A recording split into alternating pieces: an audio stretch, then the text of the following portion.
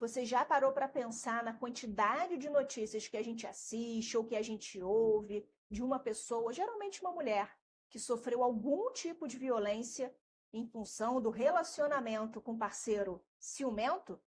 Ciúme delirante. Esse é o tema do vídeo de hoje.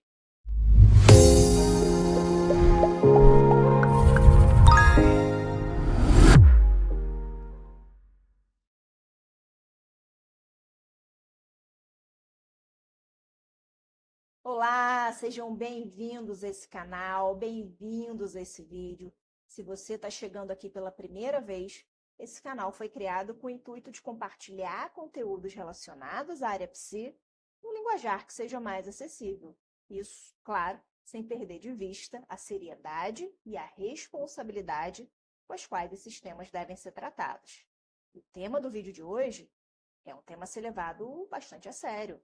Quantas e quantas notícias a gente ouve, a gente assiste por aí, de pessoas, principalmente mulheres, que acabam sofrendo algum tipo de violência, às vezes muito grave, em decorrência de um relacionamento com parceiro ciumento. Então, nesse vídeo, a gente vai conversar sobre um tipo específico de ciúme, que inclusive é descrito por Freud como o tipo de ciúme mais problemático de todos e que muitas vezes tende a evoluir para a prática de atos violentos. Isso, pessoal, porque a gente no último vídeo também conversou sobre ciúmes, só que sobre um outro tipo de ciúmes, que é o ciúme projetado, e eu notei ali pelos comentários um interesse significativo de vocês. Então, vamos aproveitar aqui esse espaço que a gente tem para aprofundar um pouco mais o nosso estudo sobre esse tema tão importante para a clínica e que também está presente no nosso cotidiano. Então, bora lá falar sobre ciúme delirante. Bom, a primeira coisa que você precisa saber sobre o ciúme delirante é que o ciúme delirante é descrito por Freud como uma evolução do ciúme projetado. Que o ciúme projetado é um ciúme baseado em dúvidas. Então, a pessoa que apresenta um ciúme do tipo projetivo ou projetado é aquela pessoa que é assolada por dúvidas quanto à fidelidade do parceiro ou da parceira. Será que ele está me traindo? Será que ele olhou para aquela mulher na rua? Será que ela está tendo um caso com um personal? Será que ele está envolvido com outras mulheres? Será que ele está tendo um caso com a chefe dele?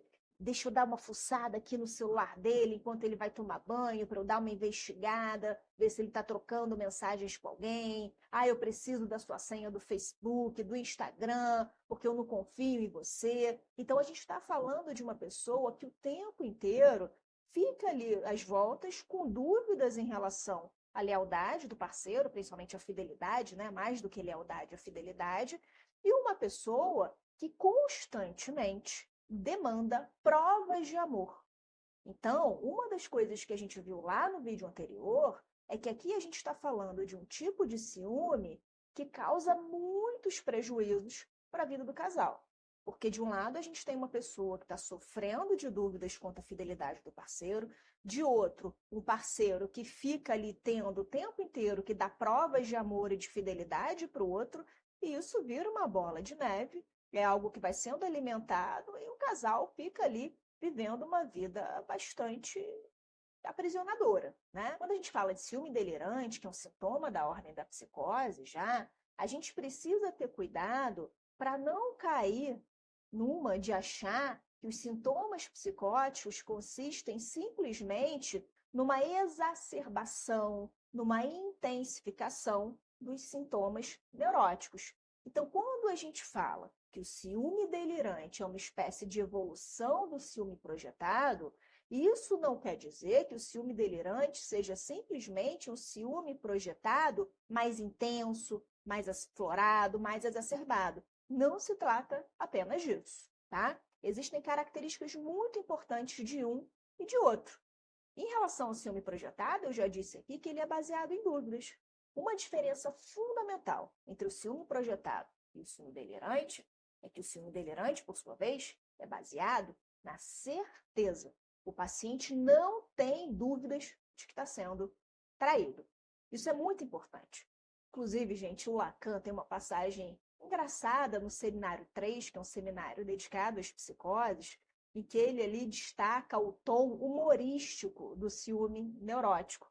Quando a gente fala de um ciúme neurótico, a gente está falando daquela pessoa, de acordo com Lacan, que apesar de todos os indícios de traição, de todos os sinais de traição, ele pega o exemplo do homem, né? Ele tem todos os indícios de traição. Ele está sendo traído pela esposa, mas ainda assim a gente está falando daquela pessoa que vai ver a esposa sair de casa, vai atrás dela, vai ficar vigiando ela entrar no carro com o outro, vai pegar o carro dele, vai seguir a esposa ali que está com a amante no carro, vai com eles ali seguindo, né, escondidinho, até a porta do motel onde os dois estão indo, vai entrar no motel, vai ficar ali do lado de fora do quarto, com a dúvida: será que eu estou sendo traído?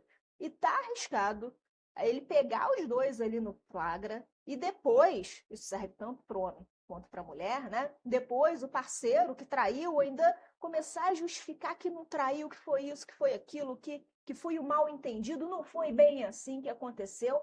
Tá arriscado. Um neurótico ciumento ainda fica na dúvida: será que eu fui traído? Gente, na psicose não é assim que acontece. Quando a gente fala em ciúme delirante, a gente está falando de uma pessoa que, independentemente dos dados de realidade, tem a convicção de que está sendo traído.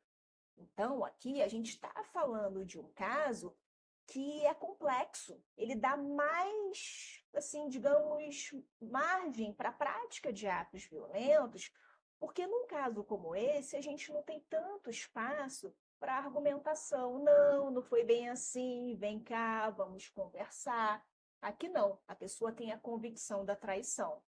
Então, a gente ainda tem, olha só, a gente ainda tem que levar em conta o seguinte: quando a gente fala de ciúme delirante, a gente está falando de um mecanismo que serve ali para proteger a pessoa de algumas fantasias, desejos, não apenas de traição, de infidelidade, como no caso do ciúme projetado, como também de fantasias e desejos que, em sua maioria, pelo menos de acordo com Freud, mas também de acordo com o que a clínica continua mostrando, né? Essas fantasias e esses desejos têm um conteúdo homossexual. Não sou eu que estou interessada em outro homem, é ela, minha esposa. Então, nesse caso, pessoal, olhem como é difícil para essa pessoa abdicar desse ciúme, dessa convicção. Porque abdicar dessa convicção, né, de traição seria ali reconhecer as suas próprias fantasias e desejos homossexuais. Notem que é uma forma precária de sustentar a própria masculinidade. Não sou eu que estou interessado em outro homem, é ela, minha esposa, minha namorada. E aí, como ela está me traindo, eu vou lá e agrido ela. Por vezes, mato ela porque eu sou macho, não admito ser traído. Complicado, né, pessoal? E, gente, diferentemente, isso é importante para a clínica, tá? Diferentemente do ciúme projetado, que é baseado em dúvidas e que, por essa e outras razões, tende a ceder bem com o tratamento, quando a gente fala de ciúme delirante, a gente está num registro que acaba sendo ali mais trabalhoso e mais delicado para o profissional que está acompanhando esse caso. Bom, foi uma pincelada sobre o assunto. Espero que tenha sido útil para vocês. E é isso. A gente se encontra no próximo episódio. Até lá!